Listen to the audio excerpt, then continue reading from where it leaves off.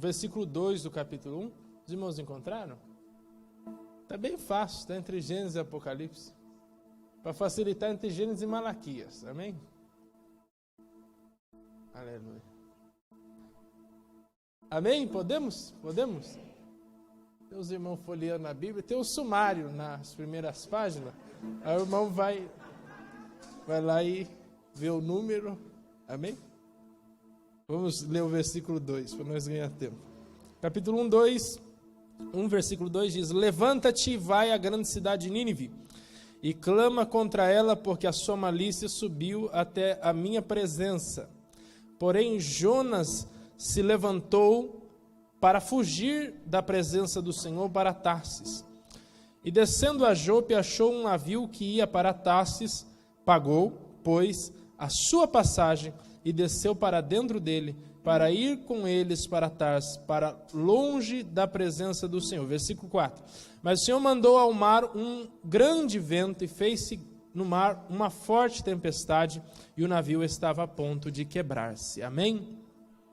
Meus irmãos, este texto muito conhecido da palavra de Deus nos mostra a chamada de um profeta que foi convocado por Deus a ir a uma cidade chamada Nínive, muito conhecida pela sua violência, pelo seu paganismo, pela sua idolatria.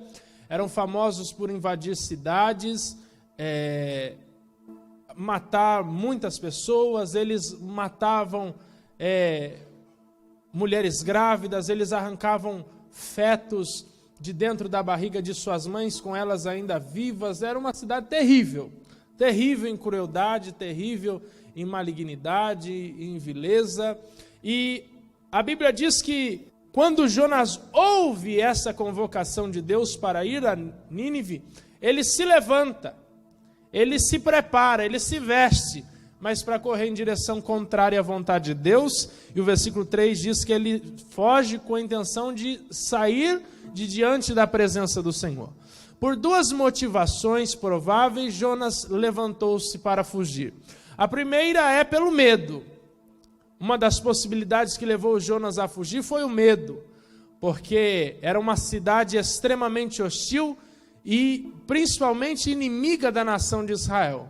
A segunda motivação é pessoal. Seria o fato de Jonas, como bom patriota que é, como todo israelita é um bom patriota, sabia que se ele pregasse e o povo se arrependesse, Deus perdoaria a nação que era sua inimiga.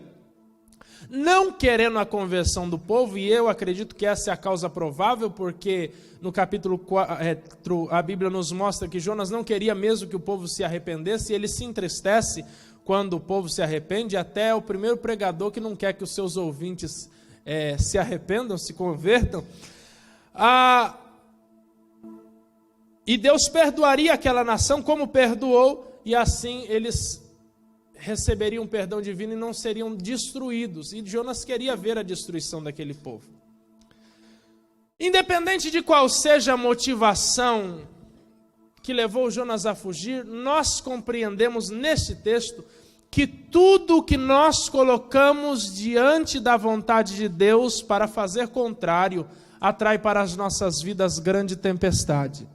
Não importa se é o medo, não importa se são motivações pessoais, não importa se são os nossos objetivos, se são as nossas prioridades, tudo que nós colocamos diante da vontade de Deus para realizar ou para impedir que a vontade de Deus seja cumprida em nossa vida, vai atrair para nós grandes tempestades e prejuízos. Não importa, meu irmão, se seja medo, não importa se seja o seu sonho, não importa se seja o seu desejo, não importa se seja o seu sentimento, tudo que nós colocamos diante da vontade de Deus para nos impedir fazer cumprir aquilo que Deus determinou, vai atrair para nós grande tempestade e vai nos levar a ter grandes prejuízos na vida. Note, meus irmãos, que Jonas pagou para entrar na embarcação que levaria ele ao fundo do mar. E muitas vezes nós somos assim, meus irmãos.